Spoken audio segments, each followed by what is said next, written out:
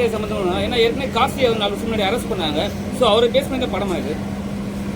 வெளி உலகத்துக்கு தெரிஞ்ச காசி, நாகர்கோயில் காசி, வெளி உலகத்துக்கு தெரியாத நிறைய முகமுடிகளோட காசி மாதிரி ஆட்கள் நிறைய பேர் இருக்காங்க. காசி பேர் அந்த மாதிரி இருக்கக்கூடிய ஒரு நபர் அவருடைய லைஃப்ல நடந்ததை நம்ம பார்த்து இன்ஸ்பயர் பண்ணது தான். 4 கதாபாத்திரங்கள், பெண்களோட கதாபாத்திரமும் ஒரு விதத்தில் அவங்களாம் விக்டிம்ஸ் தான். அவங்களுடைய ரியல் லைஃப்பில் நடந்த விஷயங்களை வந்து கொஞ்சம் இன்ஸ்பயர் பண்ணி சினிமாக்காண்டி சில கோட்டிங் பண்ணி படம் பண்ணியிருக்கோம். காசின்னு பேர் வச்சதால டக்குன்னு எல்லாரும் அதை கனெக்ட் ஆகிட்டாங்க. அதுதான் காசி மட்டும் கிடையாது, டாக்டர் பிரகாஷ் இருக்கிற மாதிரி தெரியும். அதான் இன்னைக்கு சமுதாயம் எதை நோக்கி போயிட்டு இருக்கோ அப்படி பார்க்கும்போது இந்த படம் அவசியம் உணர்த்தப்பட வேண்டிய ஒரு கதையாக பட்டுது. அதனால அதை சார்ந்து அதன் பின்னணியில் என்னென்ன இருக்கோ அதை எடுத்து பண்ணேன். இந்த நேரத்தில் எங்கள் ஹீரோ பாலாஜி சொல்லியே ஆகணும். நிறைய ஹீரோஸ்க்கு வந்து நான் இந்த கதையை சொன்னேன், எல்லாருக்கும் பிடிச்சிருந்தது. ஆனால் செய்யறதுக்கு தைரியம் இல்லை, நிறைய தயக்கம் காமிச்சாங்க. அப்போது பாலாஜியை வந்து எனக்கு சுரேஷ் சக்கரவர்த்தி தான் அறிமுகப்படுத்தினாரு. பிக் பாஸில் அவருடைய எபிசோட்ஸ் எல்லாம் பார்த்துருக்கேன். ஒரு நல்ல ஒரு ஒரு டாமினேட்டிங் கேரக்டர், ஒரு பெண்களை வந்து டாமினேட் பண்ணுறதாகட்டும், அவர் கேரி பண்ணி கொண்டு போகிற விதமாகட்டும், ஒரு ஏதோ ஒரு கர்வமான ஒரு மனிதர் மாதிரியே ஒரு ஃபீல் கொடுத்தது. பட் ஆனால் ரொம்ப ஸ்வீட்டான ஒரு நபர். இந்த கதையை கேட்ட உடனே அவர் சொன்ன முதல் டைலாக் எனக்கு இப்போ ஞாபகம் இருக்குது. இந்த கதாபாத்திரத்தை நான் பண்ணலன்னா யார் பண்ணுவாங்க, நான் பண்ணுறேன் சார், என்ன வேணாலும் ஆகட்டும் அப்படின்ட்டு இறங்கி பண்ணார். So it's a great opportunity for me also to giving him in this character. நல்லா எனக்குலாம் வந்து ஒத்துழைப்பு கொடுத்த என்னுடைய டீம் அனைவருக்கும் நன்றி. சார், இந்த மாதிரி படத்தில் ஒரு விஷயம் பாலாஜி பேசிட்டு பாலாஜி சார், இந்த மாதிரி படத்துல நடிக்கிறதுக்கு ஹீரோ சம்பளம் வேணான்னு சொல்லியிருப்பாரு. ஹீரோ சம்பளம் வேணான்னு சொல்லியிருப்பாரு. அப்படிலாம் இல்ல, கரும்பு தின்ன கூலியாங்க கிடையாது. அதாவது நீங்க அவர் சொன்னதுதான், அந்த கேரக்டர் பண்றதுக்கு ஒரு பெரிய தைரியம் வேணும். அதை பர்ஃபார்ம் பண்றதுன்றது வந்து ரொம்ப அவ்வளவு ஈஸி எல்லாம் கிடையாது. ஒரே நிமிஷம், அவ்வளோ ஈஸியாலாம் பர்ஃபார்ம் பண்ணிட முடியாது. அதுக்கு வந்து ஃபீமேல் ஆர்டிஸ்டோட அந்த ஒரு செட்டில் அவங்களோட கம்ஃபர்ட் ஜோன், அதுக்கப்புறம் அவ்வளோ பேர் இருக்கும்போது அதை வந்து அதை நம்ம எதிர்பார்க்குற மாதிரி அந்த ஒரு ரியாக்ஷன்ஸு, அவங்க பர்ஃபார்மன்ஸ் எல்லாம் வந்து பெரிய விஷயம். நார்மலாக ஒரு படம் கூட நடிச்சிடலாம், இந்த மாதிரி படம் நடிக்கிறது ரொம்ப கஷ்டம். நியாயமாக இதுக்கெல்லாம் அவர் கூட தான் சம்பளம் தரணும். நான் பெண்கள் குழந்தைங்களுக்கு வந்து பேட் டச் குட் டச்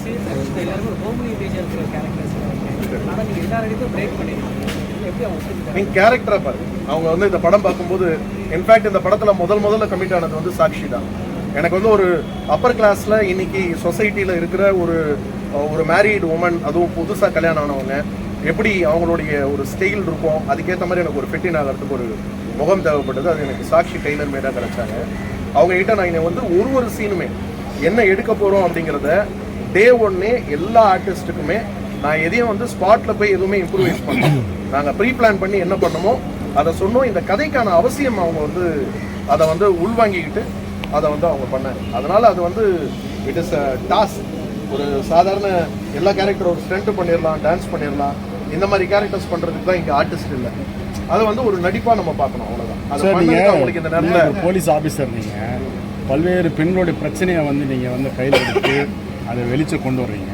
நீங்கள் ஒரு போலீஸ் ஆஃபீஸராக இருக்கும்போது, சட்டமே உங்கள் கையில் இருக்கும்போது, நீங்கள் மாறுவேடத்தில் வந்து அவனை கொலை பண்ணி அந்த மாதிரி ஒரு தீர்வு எப்படி அது சாத்தியமாக இருக்கும்? அங்கே நீங்கள் போலீஸ் ஆஃபீஸராக பார்க்கக்கூடாது, அங்கே ஒரு அப்பாவாக தான் நீங்கள் பார்க்கணும். இல்லை, சட்டம் உங்கள் கையில் இருக்குல்ல, என் கையில் கூட பண்ணலாம். சட்டத்துக்கு சில வரமுறைகள் இருக்கு இல்லையா? சட்டத்துக்கு ஒரு லிமிடேஷன் தானே இருக்கு. சட்டத்தை என்ன வேணாலும் நம்ம வந்து நம்ம இஷ்டத்துக்கு மாத்திக்க முடியாது. எல்லாருக்கும் ஒரே சட்டம். போலீஸ் ஆபீசரே சட்டத்தை கையில எடுத்துக்கலாமா? அதுல ஒரு விஷயம் இருக்கும். அந்த பொண்ணு, அதுதான் நான் சொல்றேன்.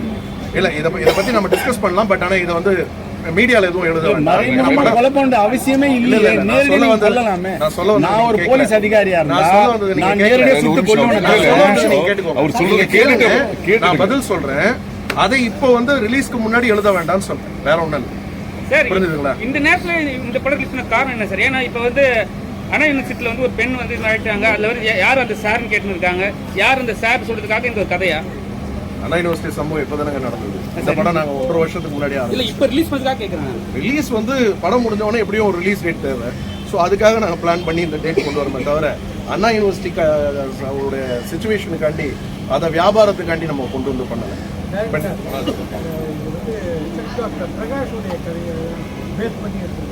அந்த மாதிரி பிரகாஷ், காசி, அதுக்கப்புறம் இன்னும் நிறைய பேர் இருக்காங்க. அந்த மாதிரியான ஆட்களோட பஞ்ச் ஆஃப் ஸ்டோரிஸ் தான் இருக்கு. அதுல இருந்து இருக்கிற ஒரு இன்ஸ்பிரேஷன் தான், இன்ஸ்பிரேஷன்ஸ் தான். சார் இப்போ இவ்வளோ அவேர்னஸ் இருக்கு சார். பேட் டச்லாம் சொல்றாங்க, Bad touch, good touch எல்லாமே பேட் டச் குட் டச்லாம் சொல்றாங்க சார். சின்ன வயசுலேயே வந்து கற்றுக் கொடுக்குறாங்க. இவ்வளோ படிச்ச லேடிஸு படிச்சவங்களே போய் மாட்டிக்கிறாங்களா, அதை வச்சு ஏதாவது சொல்ல வரீங்களா சார்? ஆமாம், இன்னைக்கு இவ்வளோ விழிப்புணர்வு இருந்தும் இன்னைக்கு டெய்லி நீங்கள் பார்க்குறீங்க. நேற்று ஒரு ட்ரெயினில் ஒரு கர்ப்பிணி பெண்ணை வந்து என்ன பண்ணாங்கன்றது நம்ம எல்லாருமே தெரியும். அப்போது சமூகம் எதை நோக்கி போய்கிட்டு இருக்கு? இன்னும் அந்த இடத்துக்கு இன்னும் நம்ம ரீச் ஆகலை. பெண் உரிமைன்னு நம்ம பேசுகிறோம், சம உரிமைன்னு பேசுகிறோம். சம உரிமை கிடைச்சிருச்சான்னு பார்த்தீங்கன்னா சம உரிமையோட அளவுகோல் தான் வந்து கொஞ்சம் இன்க்ரீஸ் ஆகிருக்க தவிர முழுசாக அது கிடைச்ச மாதிரி தெரியல. ஸோ இப்போ அடுத்தவங்களுக்கு அட்வைஸ் பண்ணலாம். அந்த அட்வைஸை விட நம்ம செல்ஃப் அட்வைஸ்னு ஒன்று இருக்குது. நமக்கான வரமுறை, நமக்கான பவுண்டரி, நம்ம இருக்க வேண்டிய பாதுகாப்பு, இந்த கட்டுப்பாடுகளை வந்து நமக்குள்ள வகுத்துக்கிறது ரொம்ப முக்கியம்னு தேவைப்படுது. தப்பான ஆள் கூட இருக்கும்போது ஏன் சார் அரசியல்வாதியை சேர்க்குறீங்க இதில்? எப்படி தப்பான ஆள் ஒருத்தர் இருக்காரு, அவர் வந்து எல்லா பெண்களும் அபியூஸ் பண்றாரு. ஆனா வந்து நீங்க வந்து கண்டிப்பா அரசியல்வாதியை சேர்க்கணும்னு சொல்லி சேர்த்த மாதிரி இருக்காங்க. அதாவது நீங்க இப்போ கர்நாடகாவில் பார்த்தீங்கன்னா இப்போ சமீபத்தில் போன வருஷம் நீங்கள் பார்த்துருப்பீங்க, ஒரு இளம் எம்பி அவர் வந்து கிட்டத்தட்ட 100கணக்கான பெண்களை வந்து பாலியல் பலாத்காரம் பண்ணிட்டு அந்த பெண்களை வந்து மிரட்டி, அவர் வந்து உங்களுக்கு தெரியும், அவர் தேவகோடாவோட பேரன், அவர் வந்து அரெஸ்ட் ஆனாரு.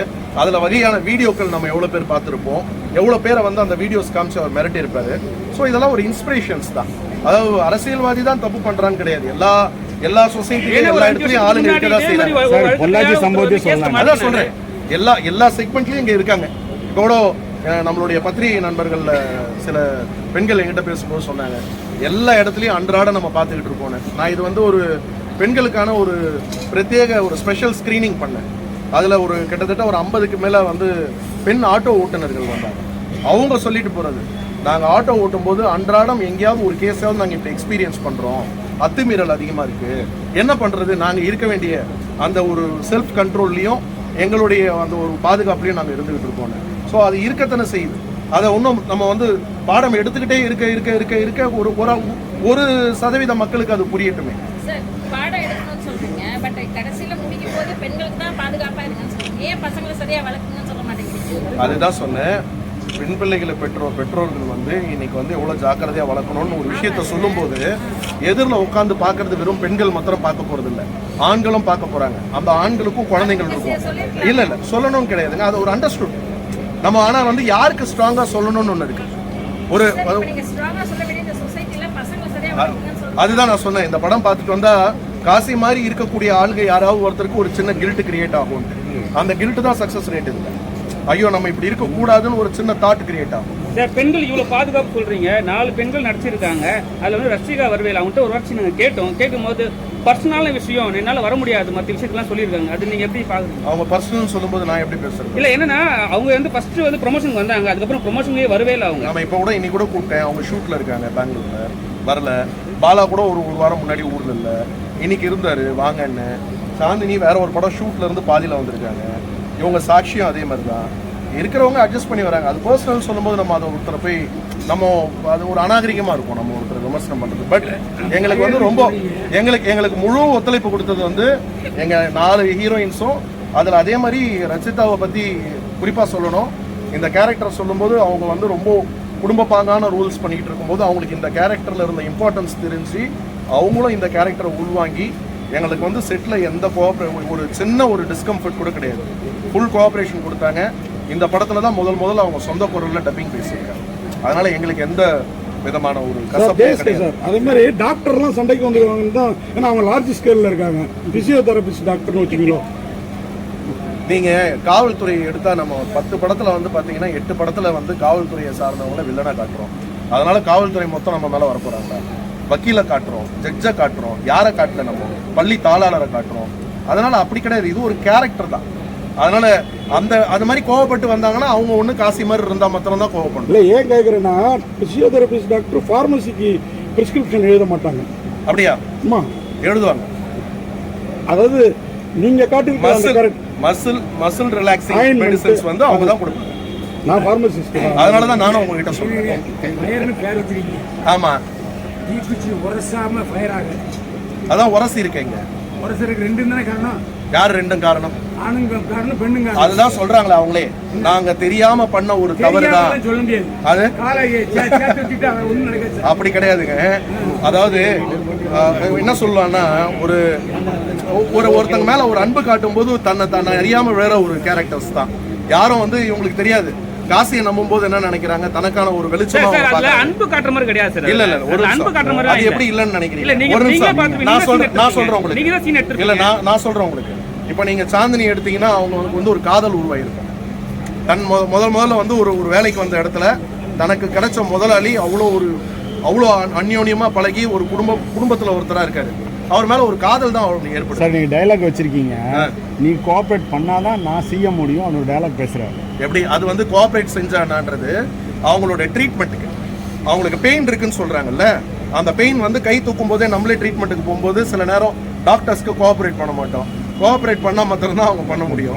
நீங்க இப்படி அர்த்தம் எடுத்துக்கிட்டீங்கன்னா அப்படி, இந்த பக்கம் எடுத்துக்கிட்டீங்கன்னா இந்த பக்கம். காட்சியுடைய மோட்டிவேஷனே வந்து சொல்லுங்க அந்த சீன் பியூட்டியே வந்து அந்த பெட் ஷாட் தான் உங்களுக்கு. எது கேட்கல. ரேப் கேசஸ் இருக்கு இல்லையா, இந்த ரேப் கேசஸ் எதுவுமே சக்ஸஸ் ஆகுது இல்லை. ரேப் அண்ட் மர்டர் தான் சக்ஸஸ் ஆகிருக்கு. அதனால தான் இது வந்து இந்த ரேப்பிஸ் அதிகமாகிட்டு இருக்குன்னு நான் சொல்றேன். கரெக்ட். சமுதாயத்தில் நடந்துகிட்டு இருக்கிற விஷயங்கள் தான், இல்லைன்னு நான் யாரும் சொல்லுங்க.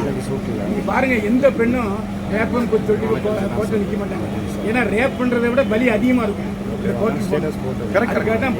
அதனாலதான் நிறைய பேர் ஒதுங்கி இருக்காங்க. இதுல இருந்து அவங்க வந்து வெளியில வந்து ஒரு கம்ப்ளைண்ட் கொடுக்கல. இதுல இருந்து வெளில வந்தா போதுன்ற ஒரு சிச்சுவேஷனு. அதை காசி எவ்வளவு டாமினேட் பண்றான், எப்படி ஒரு டேக் ஆஃப் பண்ணிக்கிறான், அதை வந்து அந்த அத்துமீறல் எவ்வளவு தூரம் போகுதுங்கிறத வெளிப்படுத்துறது தான். இல்லை சார், நம்ம நடிகளே எடுத்துக்கலாம். இந்த டைரக்டர் டார்ச் பண்ணாரு, இவரு கேரவங்களை டார்ச் பண்ணா சொல்றாங்க.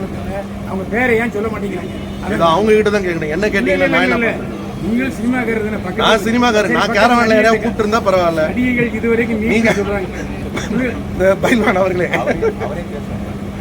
பேர் நமக்கு தெரியாத பேரை நான் என்ன சொல்ல முடியும்? சார் பேசிக்கா நீங்க லாயர் இருக்காங்க இல்லையா, எப்படிங்க நடிகைகள் சொல்றாங்க. ஆனா அது யாரும் பேசிக்கா ப்ரொஃபஷனலி படிச்சிருக்கேன், அவ்வளவுதான். படிச்சிருக்கீங்க. சட்ட ரீதியா இந்த மாதிரியான சம்பவங்கள் எப்படி பாக்குறீங்க? சட்ட ரீதியமா வந்து பாத்தீங்கன்னா இன்னைக்கு முதல்ல வந்து ஒரு பயம் வந்து ஒருத்தங்களுக்கு உருவாகணும். நம்ம வந்து இன்னைக்கு தப்பு பண்ணிட்டா ஒரு மாசம் 2 மாசத்துல லாயர்ஸ் இருக்காங்க, வெளியில எடுத்துருவாங்க, சட்டத்துல ஓட்ட இருக்குன்ற நம்பிக்கை இருக்கிறதால தான் தைரியமா துணிஞ்சு பண்றான். இப்போ இந்த ரெயில்ல தள்ளி விட்டவன் பாத்தீங்கன்னா இதுக்கு முன்னாடி ஆல்ரெடி ஒரு இதே மாதிரி பாலியல் அத்துமீறல்ல ஒரு கொலை கேஸ்ல உள்ள போயிட்டு வந்தவன் தான்.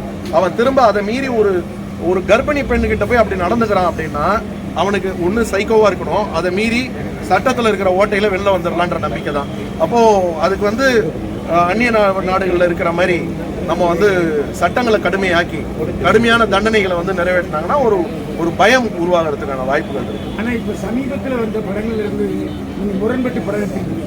எப்படி பெஸ்டி, லவ்வரு, கல்யாணம் நபர், இன்னொருத்தனோட லவ் பண்றது, இதெல்லாம் இப்ப படங்கள் 4 படங்கள் இருக்கு. அதுக்கு சமீபத்தில் வந்து விருது கூட கொடுத்துருக்காங்க, ஓரணை சேர்க்கை. நீங்க அதெல்லாம் மாறுபட்டுல சொல்லிட்டு இருக்கீங்க படம். நான் என்ன சொல்லியிருக்கேன்னு நினைக்கிறீங்க?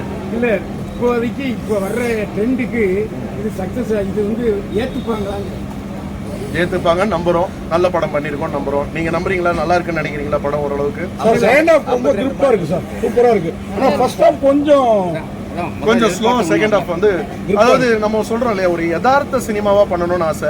சினிமா மேஜிக் பெருசா காட்ட வேண்டாம். நல்லா இருக்கு சார் படம். ஆனா அந்த படத்தை வந்து இருக்க படங்கள் இருக்கு முரண்பட்டு வரும்.